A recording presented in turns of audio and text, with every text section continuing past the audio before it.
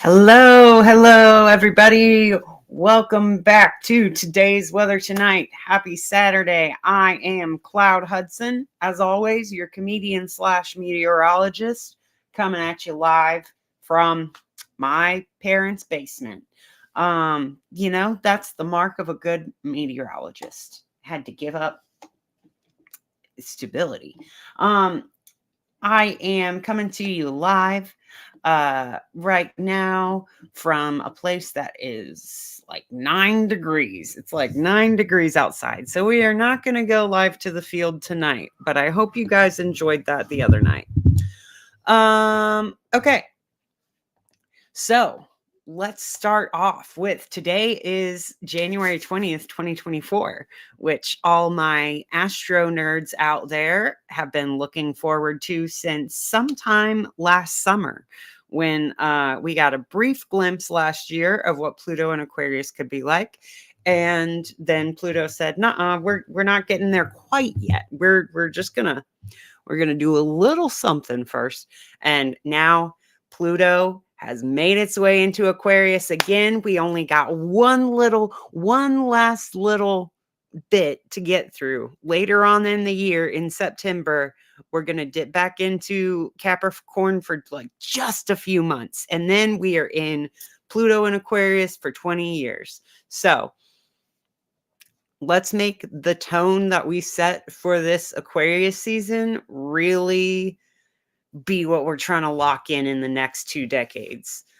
So we've got nice trine going on. I look at a very tight orb for Black Moon Lilith transits, but Mars is in a very nice trine to the Black Moon Lilith in Virgo right now. Also making a somewhat large trine to Uranus and Taurus right here.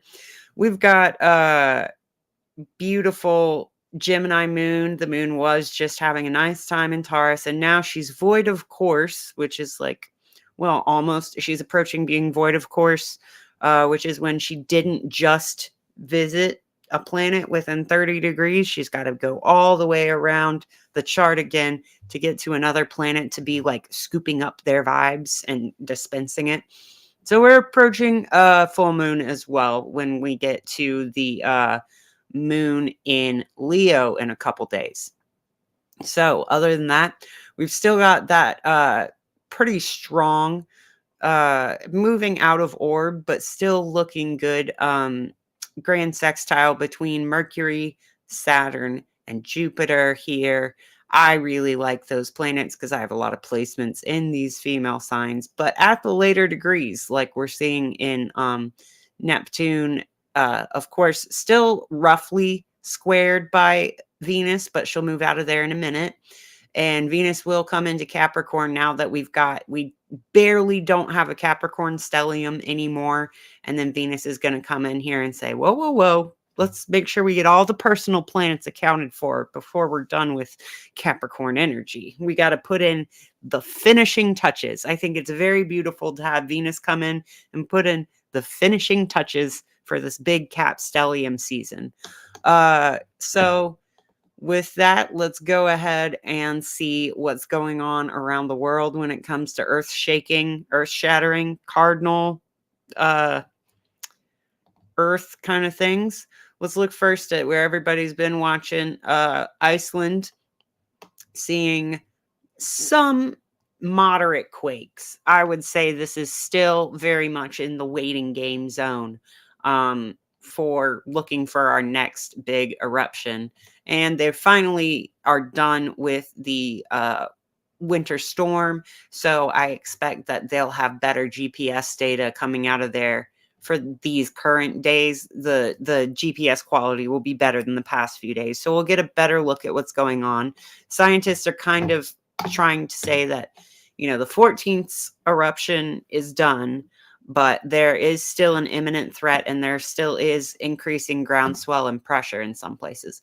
But let's take a look right now at one place that is actively facing some threats from volcanic activity. We have to go over to Indonesia, to Mount Lewatobi. And it's specifically the Laki volcano in the Mount Lewatobi mountain that is currently erupting. And I didn't report on this 6 days ago, but I promise I'll be better about reporting as soon as I get news of Earth-related events. But you can see the pyroclastic flow and the lava pouring down the sides of the mountains there. They did have to evacuate about 600 residents. And unfortunately, guys, fortunately, everyone's alive still, but unfortunately, they're not unharmed because there have been a lot of upper respiratory tract infections, sick stomach, stomach pain.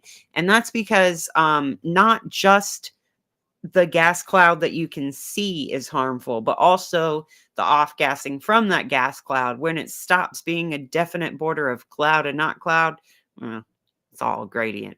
So there's a range of more toxic air when you get those pyroclastic flows coming down.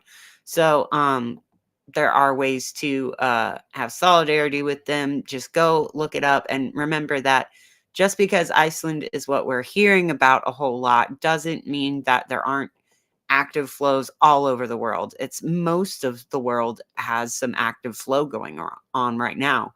But the Mount Lewatobi is particularly active right now and currently threatening the village. I closed out of the report already, but they did say that the village that had to evacuate was able to perform their customs when it comes to what they do when it's erupting, when the volcano is erupting. So they were able to take, I think, some grains, some fermented beverages, and a goat up to the mountain to try to, appease it and give it its due. So I think that was it's great to hear that people's practices are being respected, even if they are forced to evacuate due to modern scientific monitoring kind of getting in there. Now, let's take a look at Interactive Earthquake Browser because we have seen some very significant quakes today. Let's see, which one was first? This one was at 1500. That is at 2200. And this one was at 2100. So boom, boom, boom. Right across. Actually, it's kind of funny. You go out, they're kind of evenly spaced across the world, and they happen boom, boom, boom. So I don't know what to say about the periodicity of earthquakes other than they have periodic motion. So first of all, let's go to South America to see this deep 6.6 that came out of the middle of the ocean. And I might want to even pull up Earthquake 3D in a second to see where the other side of the globe is for that, because I'm feeling like this is an antipode situation, like where there was an earthquake on the other side of the earth and it's kind of erupted itself on this side. We're really in the heart of the jungle here, though. What is this even registering as? Western Brazil? Let me see if I can get the coordinates. Can I copy the coordinates? No, it doesn't let me copy paste from this. But this is the 6.6 at 600. Oh, I'll be able to get coordinates from Earthquake 3D. Then we had a moderately deep one yesterday in Colombia. Let's see a few more here.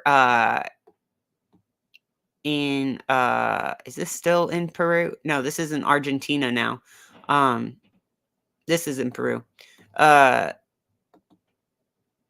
a few more there. And then also, this is from yesterday, the South Sandwich Islands region. The Sandwich Islands subduction zone had those rocking back and forth quakes, remember?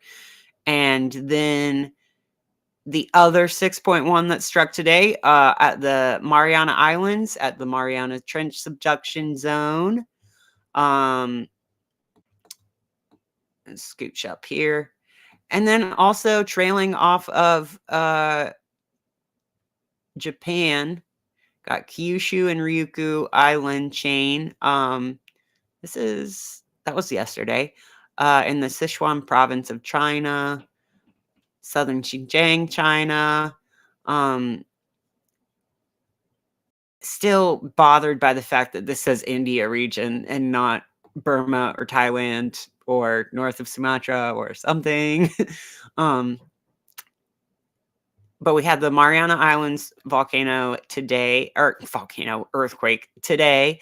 And this is yesterday, but okay, Vanuatu Islands into the Loyalty Islands. Interesting names. And these Fiji Island region quakes are pretty recent as well. But those are moderately deep quakes. Remember, we had a red level deep quake yesterday. So then the third large one, let's go. Yes, here it was. Just like due south of Madagascar. We had a 6.2 at how deep? 10 kilometers depth, 6.2. Guys, that is very significant quake for that shallow. I wonder if we're looking at, with such a shallow quake in the middle of the ocean, I want to look at the ocean buoys. Wait, well, I'm going to pull this up in a different tab so y'all don't have to see me Googling.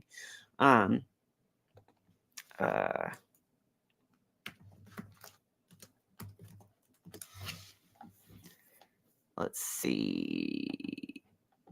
All stations, ocean.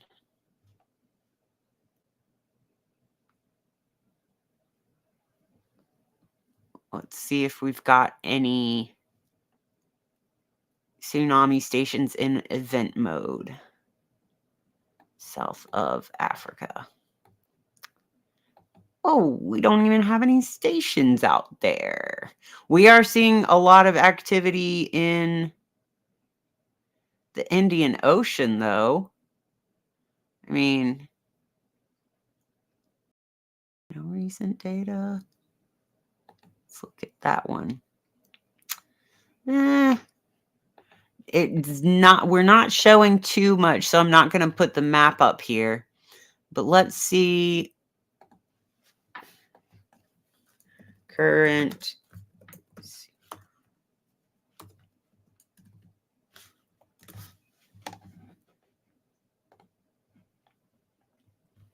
Are there any tsunami warnings currently?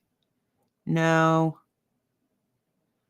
I mean, USGS or NOAA doesn't even have this 6.1, this shallow 6.1 on their warning centers, so I'm not going to pull that up either. But just know that with a shallow quake in the ocean, that is something that could cause massive wave interference that causes waves to add up and become very large and be tidal waves. There's a lot of energy there, and really shallow quakes, I'm surprised I haven't seen something about that. Let's take a look. We do still have some in this line. Remember, we talked about yesterday, this line shifted up. Oh, and we've got one south of Iceland today on the Mid-Atlantic Ridge. It looks like a shallow 4, maybe. I don't know why sometimes it doesn't populate all of them. I just saw it. I literally just saw that. There we go. Okay, as soon as I move away, it doesn't want to pull that one up. Okay, there we go. Very glitchy. Okay, yeah, a 4.8 at 10 kilometers depth. That was at 4:47. That was kind of the first one of the day. And then this one, all the way at the end of the day. Let's zoom out. Let's animate these quakes. Let's see how they went. See if it'll let me do that when I'm this zoomed out. Animate the earthquakes. That's what God said. Watch them pop up.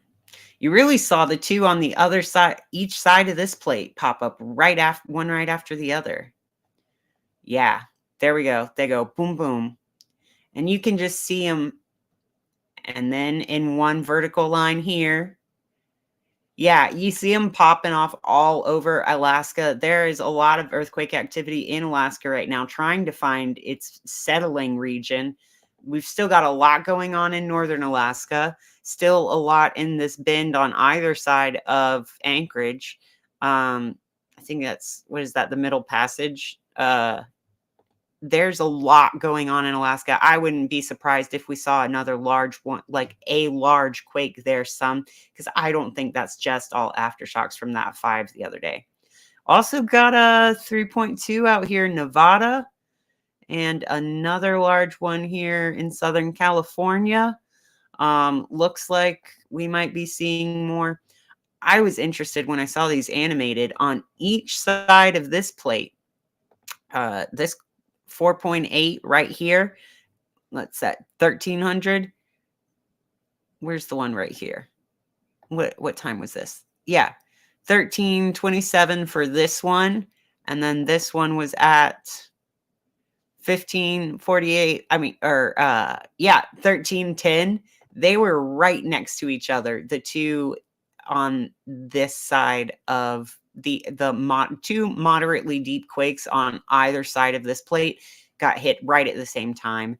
And then this one at the top of that plate, that would be yesterday. So that is motion going into that plate. So we had this. Okay. Very interesting stuff. I always like watching the quakes happen because, like you saw, all of this vertical line of yellow quakes right here. I mean, that 5.4 is nothing to shake your head at, and I would be paying more attention if it wasn't right next to a 6. But like this 4.5, 6, 5.4, and 4.1 all hit boom, boom, boom right as we turned into today. Very interesting. I'm still expecting, you can see this, the magnitude of the quakes moving into the United States are increasing. I think that is all of this energy everywhere else is experiencing at their usual earthquake spots. We've drilled so much in this crust that it is very rapidly dissipating. But these are just like a bunch of Jenga blocks finding their new Jenga block place. And when there's another big blast of momentum, especially when we see deep quakes, I think that deep quakes mean that we're getting another round of energy to the planet. So that's really interesting to see it like shake out, like giving itself goosebumps or something. The earth giving itself goosebumps. Let's take a look at well, I want to look at null earth so we can look at the current oh, nope. Let's take a look at I want to look at sea surface temperatures and currents right now. I've been watching some doing some interesting research on the role that sea surface currents, sea surface eddies in particular, the effect they have on cyclonic and anticyclonic development. Basically, I've been looking at if the waves are good for storms or bad for storms, because you can look at the ocean and it'll tell you whether the waves are conducive to storms or not. So instead of waves, let's look at currents. And remember, those would be perpendicular to each other. The wave crests and the currents would. And instead of significant, well, no, let's look at significant wave height. Significant wave height. Got significant waves out here. And remember, this is the cold pool, the North Atlantic cold pool, where the North Atlantic oscillation, the overturning of the global ocean circuit is supposed to happen. That's slowing down right now. So you do want to see something fast here, but you'd like to see some vertical motion. Honestly, you'd like to see something, anything going into and out of the page here. We should see a lot more eddies here if we were seeing more into and out of the page motion. Let's see. Do we have any significant wave height activity detected over here? This is where we had that earthquake right around here, right near this I forget which current they call this, right at the cape, right at the Cape of Africa. I don't remember what the current here is called, but off the top of my head. But this is where we had that earthquake. I'd be interested to see if, I guess, momentum from this would be going this way. All around Antarctica. Let's go ahead and look at... Let's look at the weather. So wind speeds. See how that typhoon in Australia is doing. Look at it, though. 700. 500? It's still there. Not looking super strong anymore. Got a little bit of weather happening here in Japan, though. That's some cyclonic activity. We're looking at a new storm to be coming into the Pacific Northwest right now. Hopefully not severe, but we have had a good amount of warm air come into the west coast of the country. Let's look at our temperatures right now. Take a look at temps. Yeah, you see that big warm wedge, that big ridge of cold air, or warm air, excuse me, coming up from the equator. That is because at the surface, we did have some equator where we had some meridional, we had some up and down motion. We had some north-south motion a few days ago, and you still see a little bit of that coming off here. This like little high in the doldrums type area, the subtropics. But that's getting into the California coast, melting some of that. But they did just get a whopping amount of snow, so we hope that it doesn't melt too rapidly. Look at pressures. Got a big cold high over much of the eastern United States now.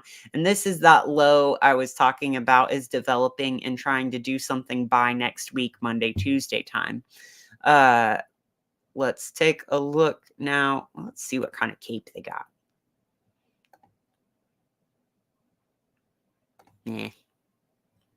Medium.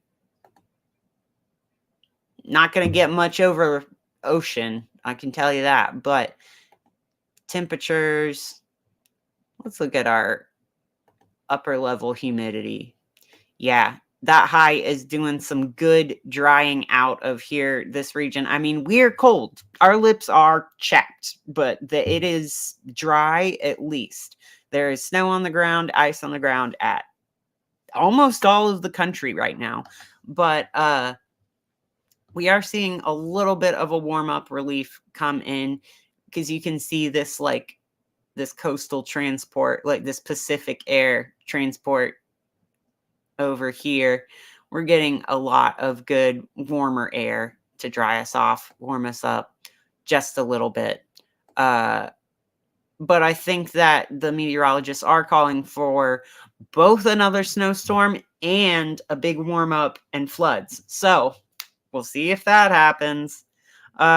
Meteorologists were hit and miss, because most of them said that this snowstorm in Asheville wouldn't produce anything at all, and it did, and the snow is still stuck around. But at least I was right. No. At least in hindsight is 2024. Let's go now to look at our real-time analysis of temperatures. No, I want to look at I want to look at Current Go's satellite. Do I have that book? I don't even have that bookmarked.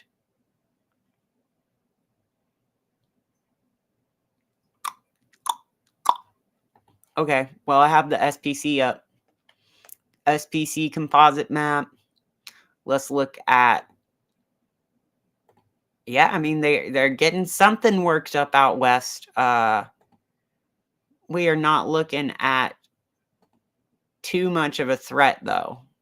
There's only... Yeah, I mean, big ol' nothing burger. For most of the country, it's just still cold and still icy. Let's let's go to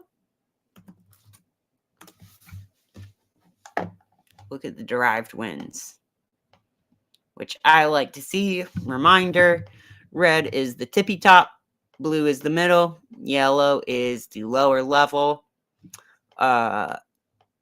So if you can get some idea of the motion as you go vertically, which way you would get blown in the wind, you would start off here at the yellow and go up, and then you see some blue that's going this way, so you'd go this way, and then you'd be in the red, so you'd go even more this way. And whether it goes clockwise or anti-clockwise, as you go vertically through the atmosphere, is veering or backing. And one of them, veering's associated with warm air advection, moving in warm air, and backing is associated with cold air advection, moving in cold air. So let's see. We're seeing some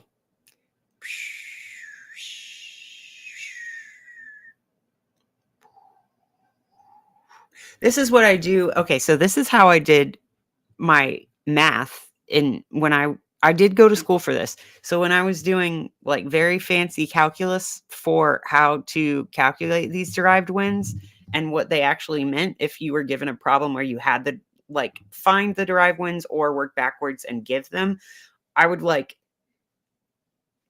sit there at my desk and make little noises to myself while I'm moving my hands around, imagining that I'm a little piece of air going through the atmosphere. And I would be sitting at my desk with my little calculator and just be making very scientific noises like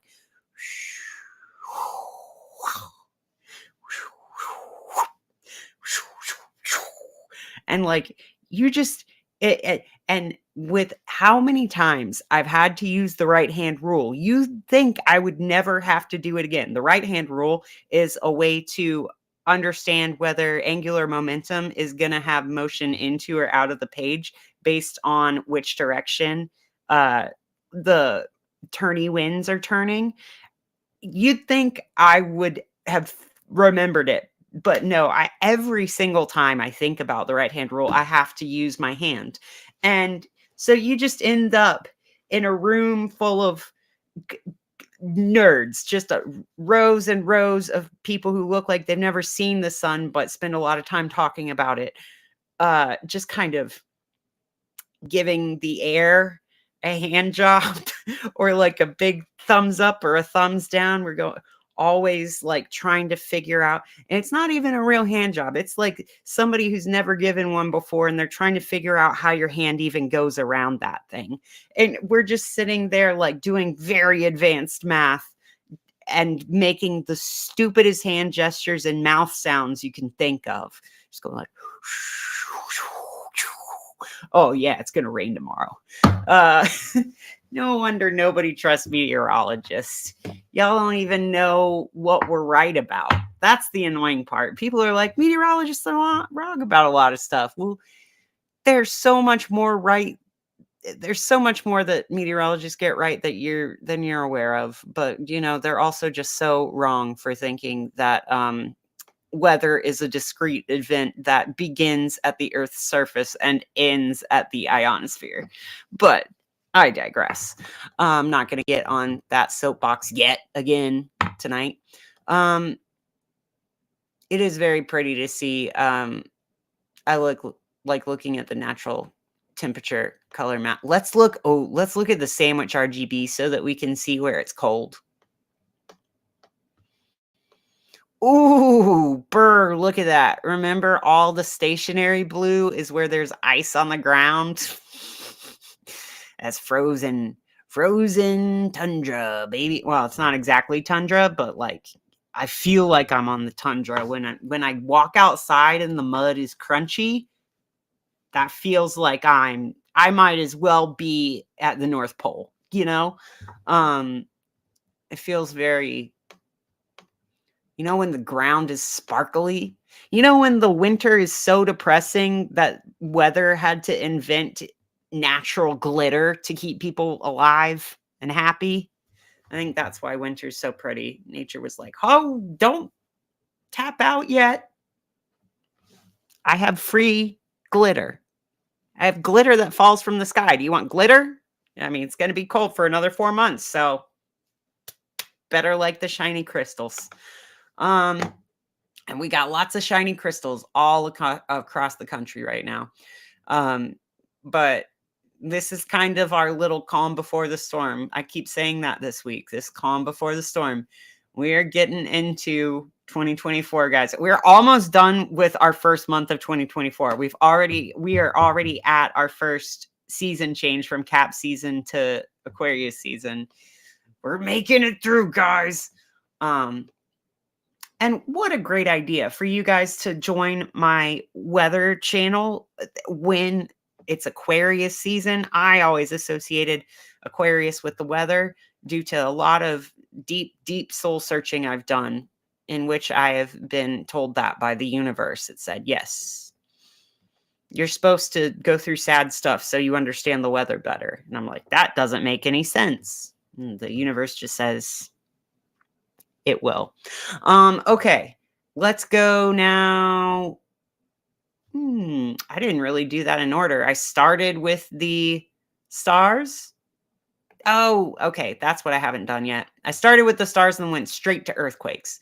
So we've done earthquakes, volcanoes. Let's go now through weather to the solar system. Let's go to the solar system. See what our star has done today. Oh my goodness. She done a lot. Our son. Well, he must be very proud of himself. Our son must, because he had 10 different coronal mass ejection events today, and there's already one documented 30 minutes into the next day. So let's take a look. We have a type 3 potential halo CME. Let's take this is what the scatter plot looks like. All over the place with angles. So that's from a very large area and also a lot of velocity. So let's see if this is a pretty picture. Oh my God, it is so pretty. Wait, look at that. It's like a flower. Look at that flower of life pattern. You almost see it all the way around. Can you see where the interference patterns would be? Do you see where this would be petals of a flower? Let's see. I'll play it over and over so we can see it. It's like a flower opening up in bloom. It's like watching a time lapse of a bud open up. Look at that. Look how pretty. Yeah, and they say the boys don't like flowers. Look at the sun. Look what he did. Okay. Beautiful. Watch it one more time. Beautiful. Beautiful. Okay, so we had that one. Let's see if there were any other long ones today that we can watch some pretty pictures of. No. Interesting. Let's see. Oh, those are pretty cool. That's pretty cool. I bet that these were the ones. Remember yesterday when I was like, oh, this sun is waiting to erupt? Let's take a look at the SDO. I like looking at the 193 angstroms. And that is not a scientific number on my point of view. I'm not picking 193 angstroms because I think it's the best view. I mean, it is technically one of the best views that you can get of all the radiation levels before and after. It gets a good picture of all of them together. But well, the one where you combine every level gets the best ones. Let's look at let's look at the combination. This is kind of like the sandwich RGB of the sun. Oh, beautiful. Beautiful. So, oh my gosh, look how pretty those are. Oh my goodness. Okay. This is beautiful. So we're going to be able to see both how they unfold in different times and at different wavelengths. You can see how different wavelengths, you can see certain parts of the eruption and some you can't, because it's all throughout all the colors. One beautiful one there. About to see some right here, opening up like a scar. And then this one is in bloom when it stopped taking them. So we get 1, 2, and 3. So let's take another look at that, watching them unfold like beautiful little rainbows. Just gorgeous, gorgeous, gorgeous. And then 3. Yeah. And that's the one I was expecting to have gone today. I think the one that we saw earlier was this one. Now these two weren't Earth direct. This one was facing the Earth. Let's look. Let's run that back. Look at this. Watch this one thinking about it. It's like, let's wait until we're exactly Earth direct to let this one go. Well, it wasn't actually this one. It was this one. Let's look at that again with me saying the right thing now. This one is waiting to get Earth direct to pop off. Beautiful. Let's look at it in 193 only though, because that's where you see the funnest parts.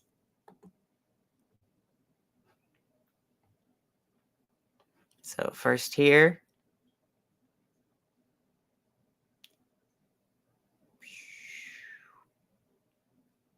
Well, there we go. That was that big swirl up. And then a lot crackling. Oh, you can see the filament launch very much better here. Look at this top one rotating into view here. You can see some of the darker material launch once it lets loose. Let's wait for it. Get twiddling its fingers, thinking about it. There was another one. There's a lot of launches today. Looks like you just spit. It's like when you're at a stand-up comedy show and you're sitting next to the comedian and you can see them like punctuate their words because their spit coming out of their mouth is side lit.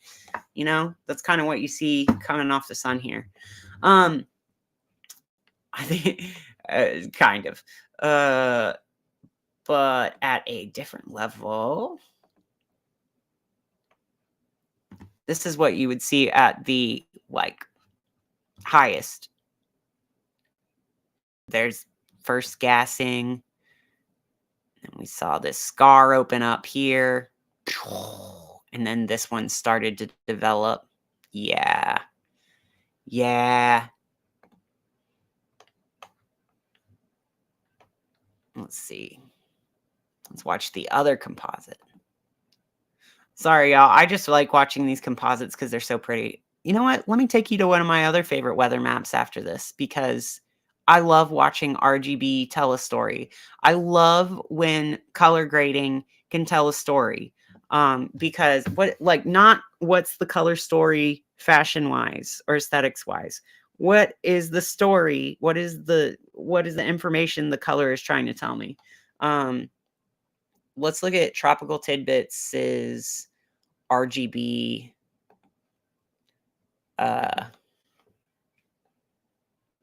Let's look at current satellite imagery RGB water vapor. This is my favorite way to, other than derived winds, this is my favorite way to understand vertical, like three-dimensional motion, because we got blue is moist, low to mid-level clouds. Green is moist upper levels, and red is high to deep clouds. So when you get red, green, and blue all in the same vertical stack, they'll appear white. But they make their own colors when they're interacting with each other only. Like when there's high, deep clouds and low to moist mid-levels, but no clouds in between, you wouldn't have very much productive. That's more like a high pressure situation. And that's exactly what we see here, where the purple is only where we weren't seeing much activity. And then over here, where we actually did see clouds on the map, you can see all three colors are represented. So we're more like white. And then there are places where there is a lot of surface moisture, but not a lot of vertical lift. So you get a green teal look over here out in the oceans. So that is telling you that they're still trying to kick up. So if you have like a good color wheel in your brain and can remember which ratio of the three R, G, and B make different colors, then you can get a good understanding of where moisture is in the atmosphere at any given location, like a vertical tally of how much you got. So I love color coding that tells a story, and that's kind of why I have such a grudge against the SPC composite map. I think they make it ugly so that people don't steal their work. Honestly, not even steal their work. I think I don't steal my work. I'm obviously crediting all of the places that I use graphics from, and they have their own credits as well. But I just don't want us to sit here and think that I don't want y'all to think that I'm just like pretending these are all mine. But let's watch the really high levels. You can't even see the eruptions because you're only seeing the magnet holes, like sunspots. You can kind of see these regions slightly move. That's the first one that launched, the second one that launched, the third one that launched, in the big launches that we saw in this one. This one is so pretty. Let's watch it again. I know you're probably just waiting for me to ring the bell and do my card reading at this point, but the sun put on a really pretty show today. That was just like, it looks to me like scar tissue opening up. It's so pretty. Okay, let's go ahead and stop sharing that now. Let's go ahead and do our energetic reading. We did the planets, we did the sun. Let's look at what the cosmos, even further than the sun, have to say. Even further than any planets. Let's see. All right. And if any of y'all are watching on Facebook, I do not have Facebook chat integrated into the live streaming software that I'm using right now. So y'all will have to bear with me. I'll come in and answer your chat questions after the broadcast. Okay. They're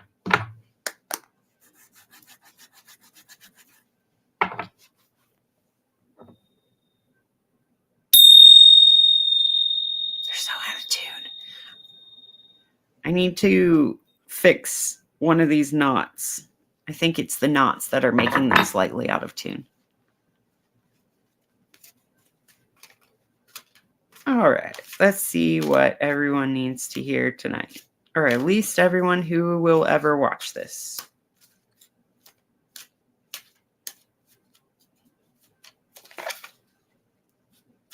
Oh, that's really sweet. Okay. This one says, the universe knows me, and the universe adores me. If you will allow it, you will feel the love that flows to you and through you. You are always seen, always understood, and always loved. That's where the card leaves it. I'm just going to say, you may not see it, though. You are always loved, understood, and seen, just not by things that you can see or understand and may not love, but you are seen. The universe knows me and the universe adores me. I went to universe and nobody knew you there. All right, that's cute. That's where I'm going to leave it. Thank y'all for coming to my live stream. Please be sure to head on over to YouTube and subscribe to me if you haven't already. It really helps the channel. I'm going to be producing these every single night, though. I'm so thoroughly entrenched in this that it's almost a habit now. This is my New Year's resolution. It's 20 days in. It's 6 more days, and it'll be a real habit, allegedly, according to some pop psychology studies. So here we are. I hope it's a habit for you that's helpful. All right. I love you guys. Have a great night. Be safe out there.